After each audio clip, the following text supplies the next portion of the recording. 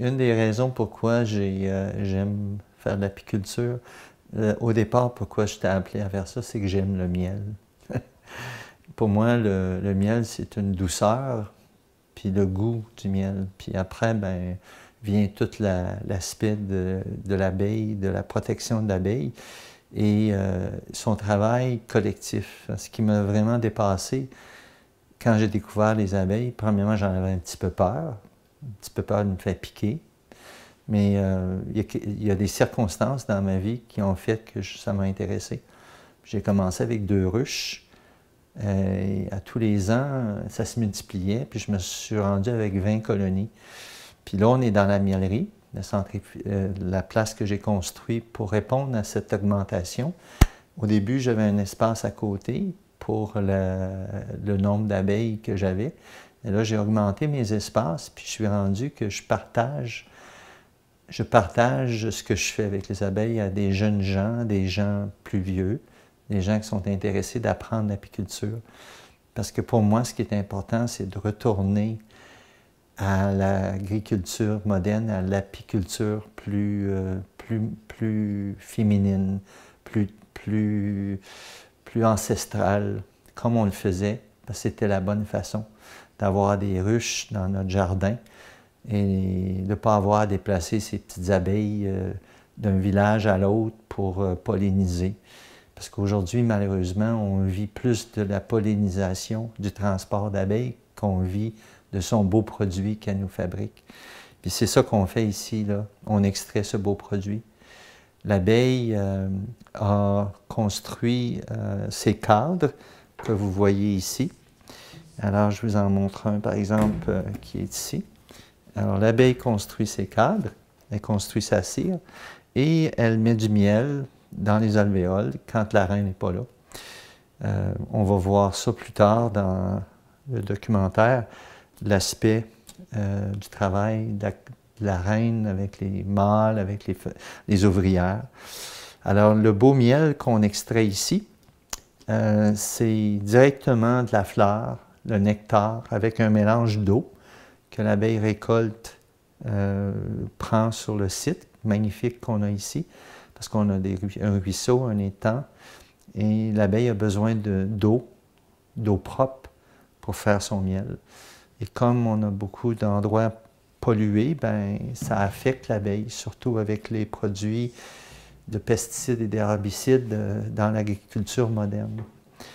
Alors voilà. Aujourd'hui, j'ai rentré des cadres. On a amené quelques hausses de récolte de miel. On était au mois d'août 2014. Et puis, j'ai eu une belle récolte en juillet. Les fleurs sont magnifiques cette année. Mais on a eu un peu de pluie, puis l'abeille est très affectée par la pluie.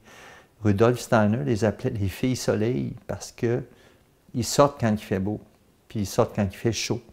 Alors, quand il fait froid, puis quand il fait température pluvieuse, ben, ils consomment le produit qu'ils ont fabriqué.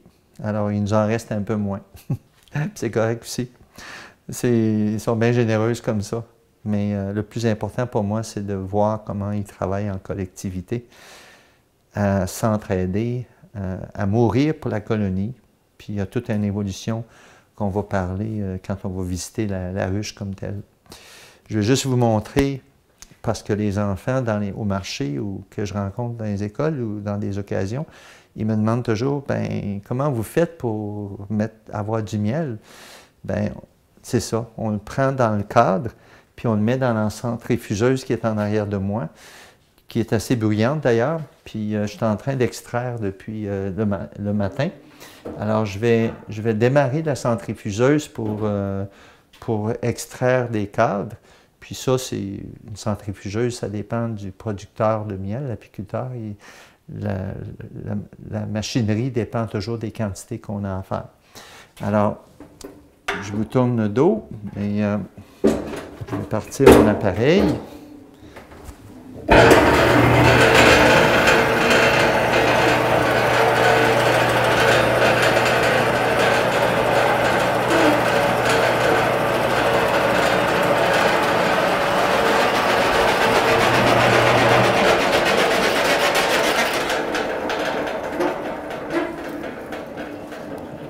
Alors, on a fait tourner d'un côté. Je le ferai tourner de l'autre, mais maintenant que vous avez vu le principal, c'est que je voulais surtout qu'on voit les étapes, pourquoi on est ici. Dans cette miellerie que j'ai construite il y a à peu près 2 ans, cette nouvelle partie.